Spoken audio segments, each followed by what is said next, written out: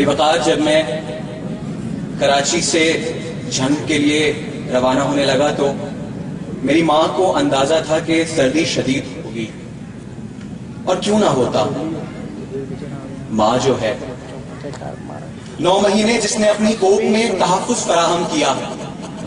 ماں جو ہے پیدائش کے وقت تمام صعوبتیں برداشت کی، ماں جو ہے سائیکل سے جو کبھی میں گر جو جاتا تو خوب پٹائی کرتی، لیکن زخم صاف کرتے کرتے خود بھی تو روتی، ماں جو ہے گرم دلیے کا چمچ پہلے اپنے منہ میں رکھتی، اپنی زبان جلاتی اور ٹھنڈا ہونے پر پھر میرے منہ میں ڈالتی، ماں جو ہے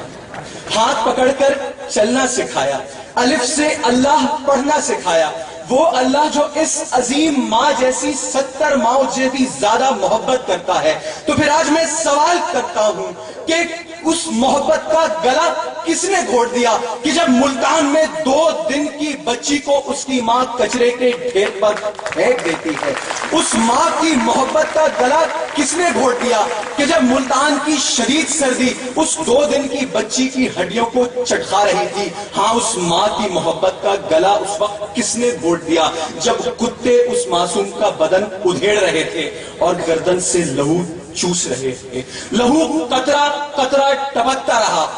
حادثہ نہ رکا، لہو قطرہ قطرہ حادثہ بن کر ٹپکتا رہا، چاند بھی کوئی افق سے ادھڑتا رہا، آسمان سے پگھلتا رہا، بچی کی چیخیں، بچی کی آہیں، بچی کی سسکیاں، سماج بے رحم، ہاں میری سراہی سے قطرہ قطرہ نئے حوادث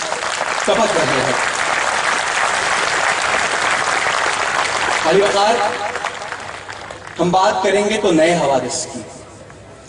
علی وقار، سیالکوٹ میں منیب اور مغیث کا قتل ہوا، حادثہ ہوا، مگر اس سے بھی بڑھ کر حادثہ اس وقت ہوا جب وہاں موجود اشرف المخلوقات کی ٹولیاں در ٹولیاں در ٹولیاں سمم بکم امیم ہو کر تماشا دیتی رہی کہ حادثے سے بڑھ کر سانحہ تو یہ ہوا، کوئی نہیں ٹھہرا حادثہ دیکھ کر۔ علی وقار، عافیہ کی عصمت دری دیار غیر میں ہوئی، حادثہ ہوا، مگر اس سے بھی بڑھ کر حادثہ اس وقت ہوا جب 19 سالہ لڑکی باپ کی معذوری اور بھائی کا ماورائے عدالت قتل کاندھے پر ڈھوئے گورنر ڈیش ڈیش ڈیش کے پاس نوکری مانگنے گئی اور اس نے آؤ بیٹی ڈرائنگ روم دکھاؤں کہہ کر رات بھر اس معصوم کو نوچا۔ ہاں علی وقار، میری سراہی سے قطرہ قطرہ نئے حوادث ٹپک رہے ہیں۔ تو علی وقار، میڈیا پر پابندی لگی، حادثہ ہوا،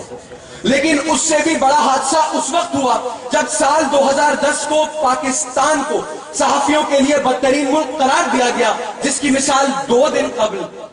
ایک نجی ٹی وی چینل کے رپورٹر کا کراچی میں قتل ہوا۔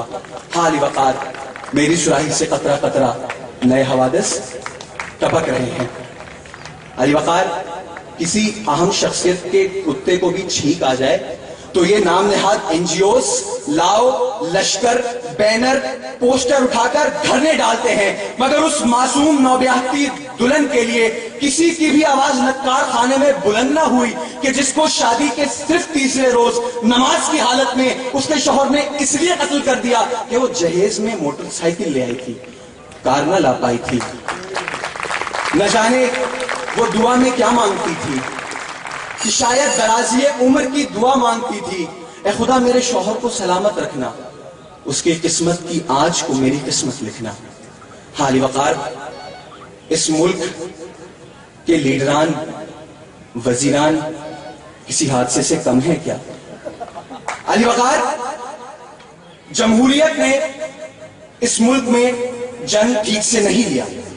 حادثہ۔ عامروں نے اس ملک کے آئین کو ترامیم کی جھنکار پہنایا، حادثہ۔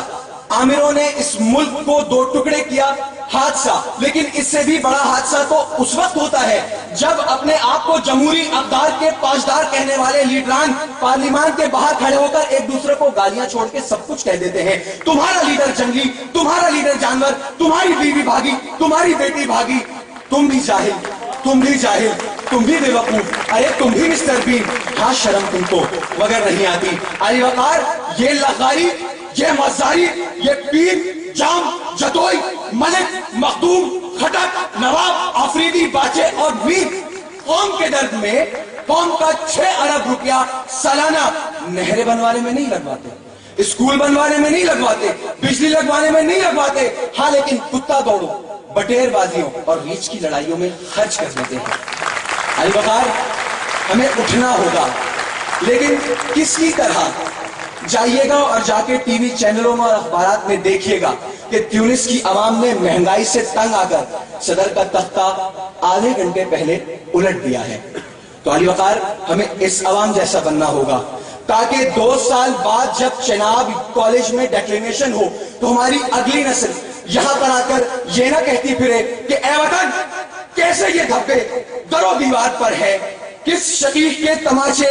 تیرے رخسار پر ہے، اے وطن یہ تیرا اترا ہوا چہرہ کیوں ہے،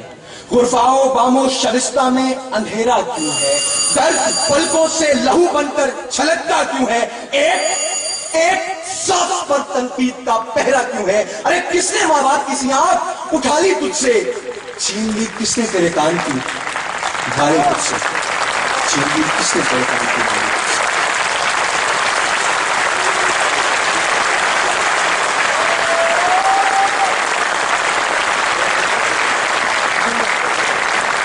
Thank you, President.